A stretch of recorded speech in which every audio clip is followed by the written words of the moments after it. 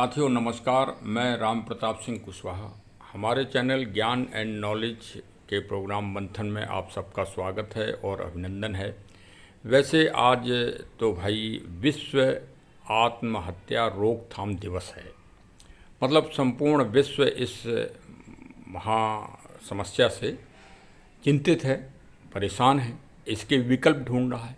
कई सामाजिक और मनोवैज्ञानिक और चिकित्सक इसके ऊपर शोध कर रहे हैं, लेकिन ये समस्याएं प्रतिदिन हर समाज में और हर उम्र में ये बढ़ती ही चली आ रही हैं। आजकल आप समाचार पत्र उठाएं तो विशेष समाचार इस बात के लिए निकलते हैं, वास्तव में बहुत ही चिंतनीय है।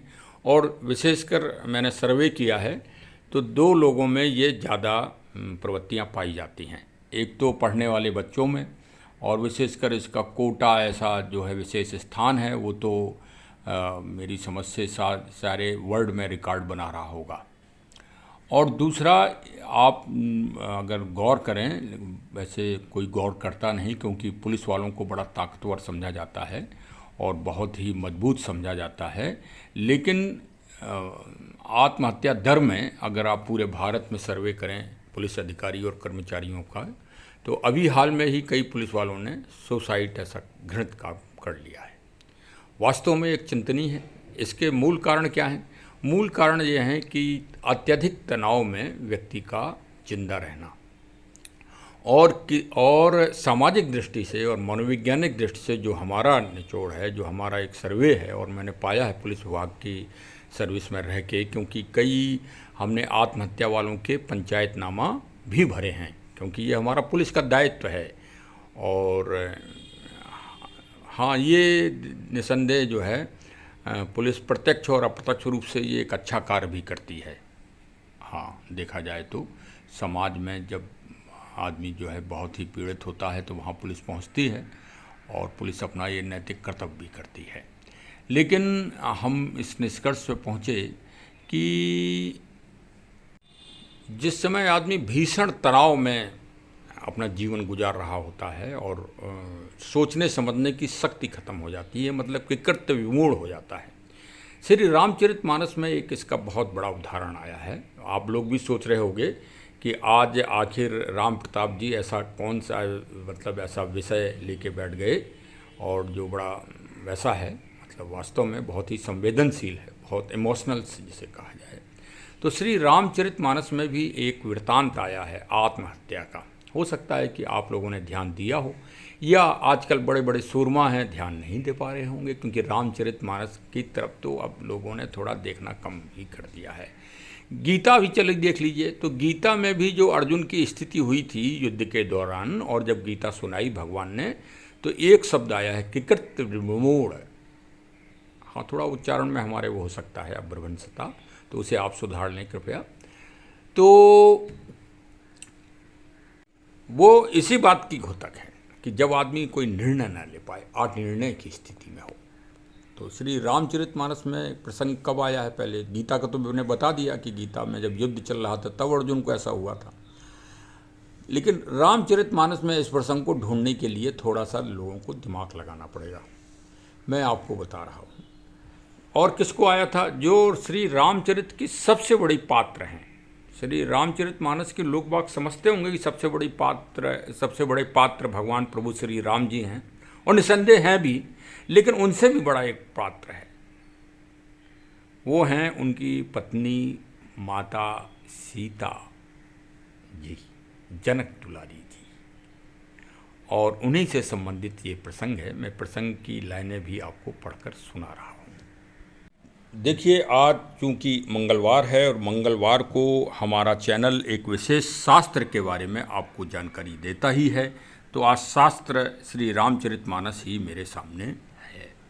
और रामचरितमानस पर अब निर्वाद रूप से इसलिए भी बोलता हूँ कि रामचरितमानस अब दुनिया का श्रेष्ठतम ग्रंथों में से एक हो गया है, क्योंकि ये 13 मई को ये यूनेस्को द्वारा वर्ल्ड उसमें मेमोरियल्स उसमें ये रजिस्टर्ड हो गया है। ये पंचतंत्र और सहस्त्र ग्रंथ।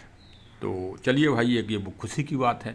नहीं तो भारत में तो अपमानित होती ही हैं रामचरितमानस, लेकिन फिर भी आत्महत्या ऐसे संवेदनशील विषय में श्री रामचरितमानस का मोटिवेशन और प्रेरणा बड़ा अद्वितीय है। और हम तो ये कहेंगे कि प्रत्येक छोटे बच्चे को अभिभावकों की जिम्मेदारी है कि प्रत्येक छोटे 5 साल के बच्चों से श्री रामचरितमानस का पाठ रोज कराएं, तो ये विचार और विकार ये किसी बच्चे के मन में ही नहीं आएंगे। हाँ, हमारे चैनल ने एक और आपको सजेशन दिया है कि 5 वर्ष के बच्चे को क्या करना है, आपको वो भी बता दें। 5 वर्ष का बच्चा जैसे ही हो, तो मतलब एक दिन में तो पूरा हो नहीं जाएगा। एक साल 365 दिन लगेंगे, तो 365 दिन के बीच में 5 साल के बच्चे की उंगली पकड़ के माता और पिता दोनों श्री राम लला जी के दर्शन कराना है। राम लला जी की मूर्ति जो अभी 22 जनवरी 2024 में जो विराजमान हुए हैं अयोध्या में, उनके आप अगर दर्शन करा दोगे और उनका सुंदर रमणीक मुस्कुराता हुआ चेहरा बच्चे को दिखा दोगे, तो ये विकार और ये दंश कभी जीवन में बच्चे के नहीं आएगा। ये बाल मनोविज्ञान के हम एक उत्कृष्ट मतलब मोटिवेशन से आपको ये दावे के साथ कह रहे हैं। हाँ, आखिर भगवान राम जी की मूर्ति 5 वर्ष की ही क्यों, ये हम बड़े बड़े मनीषियों और बड़े बड़े महानुभावों से पूछ चुके हैं, लेकिन अभी तक इसका उत्तर नहीं मिला है। इसका उत्तर श्री रामचरितमानस में ही है, वो भी आपको बताएंगे एक आध दिन जब खाली होंगे। हाँ, कोई अच्छा शुभ अवसर होगा तब उसके बारे में भी विस्तृत चर्चा करेंगे। फिलहाल आज ये जो प्रश्न है इस पर हम आते हैं। आत्महत्या, देखिए माता जी ने को कैसे आत्महत्या। माता जी रावण के कब्जे में हैं अशोक वाटिका में और परेशान हैं। अपहरण, सबसे पहले दुनिया में अपहरण की घटना अगर हुई है कोई, तो माता सीता जी का अपहरण हुआ है। पूरा दुनिया का शास्त्र उठा लो आप, कोई भी ग्रंथ उठा लो, कोई भी संस्कृति उठा लो, रोम, मेसोपोटामिया, जितनी भी सिंधु घाटी, जितनी भी सभ्यताएं उठा लो और आज तक का इतिहास उठा लो। हम तो कह रहे हैं, देखिए एक विचार है भाई, आपको शास्त्र लिखने के लिए किसी ने रोका थोड़ी था, आप भी लिख डालते ऐसा ज्ञानप्रद शास्त्र, ऐसा मोटिवेशनल शास्त्र जो कभी हर समय वर्तमान में रहता है। श्री रामचरितमानस में सुंदर कांड ऐसा कांड है जो हमेशा वर्तमान में रहता है, वो न कभी पास्ट में रहता है और न कभी फ्यूचर में रहता है। भाई इंग्लिश बोलना भी ज़रूरी है, अगर हम ये कह देंगे भविष्य में नहीं, भविष्य में भी उसकी आवश्यकता है और इसका भूतकाल कभी होता नहीं। हाँ, तो सुनिए, नहीं तो फिर ब्लॉग बड़ा हो जाता है, फिर लोग कहते हैं कि जाने कहाँ कहाँ की कथा सुनाते रहते। त्रिजटासन बोली कर जोरी, मात विपत संगनी तय मोरी, तजो देह करो बेग उपाई, दुसह वेरहो अब नहीं सह जाई। माता सीता जी ने त्रिजटा जो राक्षसी थी, जो माता जी की सुरक्षा के लिए लगी थी, लेकिन देखिए ऐसा है कि प्रभु की लीला को कोई समझ ही नहीं सकता। हनुमान जी भी देख के चकित हो गए थे। जब त्रिजटा जी ने सपना सुनाया कि बानर आएगा 4 दिन बाद और लंका को जलाएगा, और लंका जली नहीं थी तब तक, उससे पहले ही भविष्यवाणी कर दी थी त्रिजटा जी ने। तभी भगवान हनुमान जी का अहंकार दूर हुआ था। अरे वो समझ गए कि प्रभु राम जी की लीला तो बड़ी अनोखी है। ऐसा ज्ञान मिलेगा किसी शास्त्र में, इतना बड़ा मनोविज्ञान मिलेगा आपको किसी शास्त्र में? कहीं नहीं मिलेगा। विज्ञान झूठा हो सकता है लेकिन रामायण झूठी नहीं हो सकती। हाँ चलिए। अच्छा, सीता जी हाथ जोड़कर त्रिष्टा से बोली, हे माता तू विपत्ति की संगनी है, जल्दी कोई ऐसा उपाय कर जिससे मैं शरीर सुर सकूं। विरहा असहाव चला है, अब सहा नहीं जाता। आन काठरुद चितावन आई, माँ तो अनल पुण्य देह लगाई, सत्य करहीं मम प्रीत सयानी, सुने कुश्रवण सूल समबानी। काठ लाकर चिता बनाकर सजा दे, हे माता फिर उसमें आग लगा दे, हे सयानी तू मेरी प्रीत को सत्य कर दे। रावण की सूल के समान दुख देने वाली वाणी कौन सुने, सुनत बचन पद गए समुजायस, प्रधाप बल सुरस सुनायस। निस न मिलल अनल मिल सुन सुकुमारी, अस कहीं सो निज भवन सिधारी। त्रिष्टा ऐसी महान मतलब मातृ रूप में वो मिली थी माता सीता जी को, और उन्होंने माता सीता जी को की बात सुनी, उनके दुख दर्द की बात सुनी, और उनको बहुत ही अच्छी तरह से समझाया कि अभी रात्रि है और अभी आग नहीं मिल सकती। मना नहीं किया, तिरस्कार नहीं किया, अपमानित नहीं किया। लेकिन उनकी बात को बहुत ही मनोयोग से सुना। बस समाज को आज इसी की आवश्यकता है कि जो पीड़ित है, जो परेशान है, उसकी बात को आप ध्यानपूर्वक सुन के और फिर क्या करें, भगवान राम के बल और पुरुषार्थ को सुनाया। मतलब आशा, उनको आशा से विरूपित किया। मतलब सीता जी को आशा बताई कि आप परेशान ना हो, आप बंधन मुक्त हो ही जाएंगे रावण के। ये नहीं कहा कि नहीं नहीं रावण बहुत शक्तिशाली है, महाशक्तिशाली है, अब आप बच नहीं पाओगी, अब मारी जाओगी। ना ना ना, इसके उल्टे कहा। बस यही मनोविज्ञान है। तो आज अब देखिए भाई, हमारा चैनल तो प्रकृति नेचर की बड़ाई करता ही करता है। हाँ, अब माता सीता जी के दुख को किसने हरा, ये भी तो आप देख लो।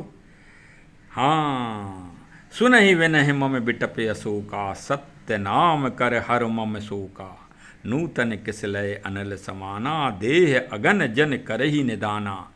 ये बच्चों या कोई भी जो हमारा ब्लॉग सुन रहे हैं, यदि कभी निराश हो, कभी निराशा आए, कभी कुंठा आए, कभी डिप्रेशन हो, कभी फ्रस्ट्रेशन हो, तो किसी अच्छे आम के वृक्ष को आप 5 मिनट के लिए पकड़ के और खड़े हो जाना और अपनी समस्या को उस वृक्ष से कहना। यदि बाई देवी आम का वृक्ष न मिले तो आपको पीपल, बरगद, पाखर, जामुन, बेल वृक्ष, इस तरह के पारिजात मतलब हरश्रृंगार, इस तरह का कोई देव वृक्ष मिले तो उसको पकड़ के और खड़े होके और अपने जो भी आपका मनोयोग हो, जो भी आपकी मानसिक संतप्ति हो, जो या परेशानी हो, वो उस पेड़ वृक्ष को अर्पित कर देना। आपका निराशा, आपकी कुंठा, आपका फ्रस्ट्रेशन वो वृक्ष हर लेगा। वो वृक्ष के अलावा और ये पावर किसी में नहीं, दुनिया की किसी ताकत में नहीं कि जो आपके फ्रस्ट्रेशन को हर ले। देखिए माता सीता जी का भी फ्रस्ट्रेशन अशोक वृक्ष ने हर लिया। हाँ, अशोक का मैं नाम भूल गया था लेना, अशोक पावन अशोक वृक्ष में भी ये पावर है कि वो शोक को हर लेता है। हाँ, तो भाई चलिए आज की परिचर्चा आपको कैसी लगी, अब मैं ये पूछूंगा। देखिए, ये हमारा चैनल विशेषकर अंतर्राष्ट्रीय और राष्ट्रीय जो दिवस होते हैं उन पर विशेष समीक्षात्मक टिप्पणी और विशेष प्रकाश डालता है समय समय पर। और मैं तो ये कहूँगा कि ये यूनेस्को, संयुक्त राष्ट्र संघ या जो भी ये बड़ी संस्थाएं हैं जो दिवस घोषित करती हैं, इन्होंने भारतीय संस्कृति, भारतीय मूल सनातन संस्कृति की ये एक तरह से चोरी की है। क्योंकि हमारे इधर ही आपको हर 15 दिन में एकादशी, आज ये एकादशी है, पूर्णिमा है, अमावस्या है, आज ये व्रत है, हरियाली तीज है, आदि इस तरह के प्रकृति के और नेचर के संरक्षण व संवर्धन के लिए दिवस बनाए जाते थे। अब जो है ये एक आत्महत्या दिवस और इस तरह के दिवस निर्धारित किए जा रहे हैं। तो ये अच्छी बात है और इस पर विशेष गोष्ठियाँ भी होती हैं, होना चाहिए। लेकिन बालकों को शास्त्र ग्रंथों को पढ़ाने के लिए बचपन से ही प्रयत्नशील रहना चाहिए।